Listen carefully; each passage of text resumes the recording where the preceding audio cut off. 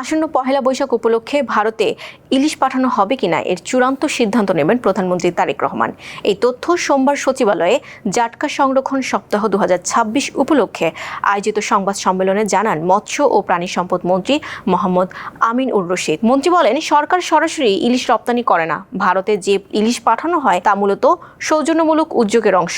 তিনি আরও জানান, দেশে ইলিশ উৎপাদন বৃদ্ধির লক্ষ্যে সরকার নানা পদক্ষেপ গ্রহণ করছে। উৎপাদন বৃদ্ধি পেলে বাজারে সরবরাহ বাড়বে, যার ফলে ইলিশের দাম কমে সাধারণ মানুষের নাগালের মধ্যে আসবে। সংবাদ সম্মেলনে মন্ত্রী জাটকা সংরক্ষণের গুরুত্ব তুলে ধরেন এবং সবাইকে আহ্বান জানান জাটকার আহরণ, ক্রয় বিক্রয় ও মজুত থেকে বিরত থাকার জন্য। তিনি জানান, জাটকা সংরক্ষণ সপ্তাহ চলাকালীন সাগর থেকে বাজার পর্যন্ত নজরদারি জোরদার করা হবে, যাতে আইন কার্যকরভাবে বাস্তবায়িত হতে পারে।